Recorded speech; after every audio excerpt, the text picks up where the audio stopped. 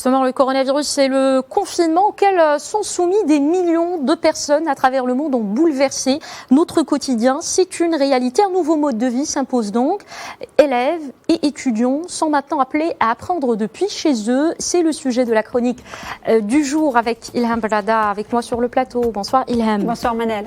Alors, depuis le 16 mars dernier, donc, le ministère de l'Éducation nationale de la recherche scientifique a donc décidé de suspendre les cours, aussi bien pour le primaire, le collège, lycée, université publique et privée, pour aussi les établissements donc de formation professionnelle, mais ce ne sont pas des vacances, alors on apprend à distance, donc l'apprentissage numérique s'impose aujourd'hui. Comment cela se passe au Maroc? Alors, il faut dire, Manel, que cette situation est inédite pour beaucoup de monde, notamment pour les universités, bon, c'est les écoles, mais pour les universités, bon, certaines étaient d'une manière ou d'une autre préparées, parce qu'il y avait quand même des cours à distance auparavant, mais là, c'est vraiment une toute nouvelle donne. Les universités sont obligées donc de fournir quand même un produit pour leurs étudiants, que ce soit les écrits, que ce soit pour les oraux, les soutenances, tout cela doit être bien préparé. Moi, je prends l'exemple, par exemple, de Tanger, qui est l'université Al-Malik Saadi. Il faut savoir, c'est quand même plus de 118 000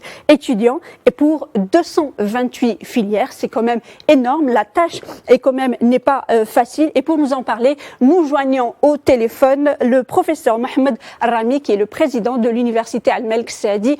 Professeur Rami, bonsoir. Bonsoir. Alors, ma toute première question, comme je le disais, c'est 118 000 étudiants, plus de 228 filières. Comment vous avez fait face à cette situation? Effectivement, c'est une situation exceptionnelle. Et l'université Al-Malik Saadi, donc, il a été amené dans l'urgence, à l'instar des autres universités publiques, à innover, à s'organiser pour pouvoir donc garantir à ses étudiants une certaine continuité pédagogique. C'est donc les enseignants-chercheurs, les ingénieurs, mais également l'ensemble du personnel de l'université ont été mobilisés, ont déployé donc des efforts en fait considérables pour mettre à la disposition de nos étudiants donc les cours, soit au niveau de plateformes qui existaient auparavant ou des plateformes qui ont été créées à cet effet, ou bien au niveau des sites des différents établissements. Et au fait, c'est un effort extraordinaire puisque au bout de 2 semaines, plus de 3000 ressources pédagogiques numériques étaient disponibles et accessibles à nos étudiants. D'accord. Alors vous le disiez, donc 3000 ressources pédagogiques sont disponibles donc sur vos plateformes.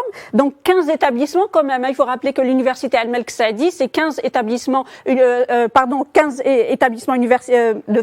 facultés, il faut dire les choses, ou aussi des écoles, 228 filières et plus de 118 000 étudiants. Concrètement, comment cela s'organise? C'est-à-dire les cours, les professeurs, comment ils s'organisent pour cela?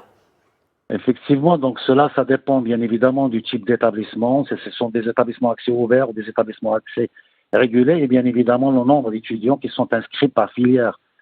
C'est par exemple pour les écoles, donc les écoles d'ingénieurs, la faculté de médecine et autres, qui sont à accès régulé. Donc l'enseignement à distance était facilité à travers des plateformes et les enseignants peuvent interagir directement avec leurs étudiants et même dans certains nombres de cas, donc selon l'emploi du temps qui était préétabli. Donc, il y a une interaction à 8h30 avec l'enseignant par rapport à son groupe d'étudiants.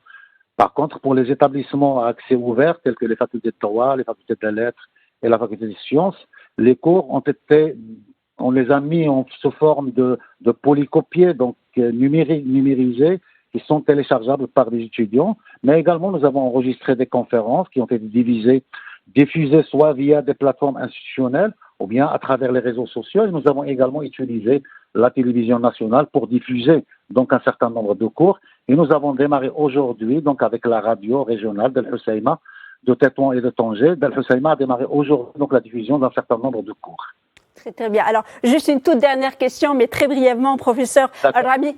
Alors, cette situation vous oblige donc à réfléchir un peu sur la formation à distance. Est-ce que la formation à distance, dans les prochaines années ou dans les prochains mois, va s'imposer comme vraiment un outil pédagogique pour les universités? Ah oui, ça c'est fondamental. Et en fait, pour moi, il va y avoir un avant Covid-19 et un après. Donc, on est obligé de prendre et d'agir à ce niveau-là et professionnaliser notre approche de cet enseignement à distance. Et on doit capitaliser donc sur cette importante expérience qui vient d'être acquise dans l'urgence Donc on doit professionnaliser et donner plus de qualité par rapport à cet enseignement, lui donner beaucoup plus d'importance. Merci beaucoup, professeur Mohamed Rami. Je rappelle que vous êtes le président de l'université Al-Malik Al-Saadi. Merci beaucoup pour toutes ces informations. Merci beaucoup, Ilham Balada, pour tous ces détails. Merci également à votre invité.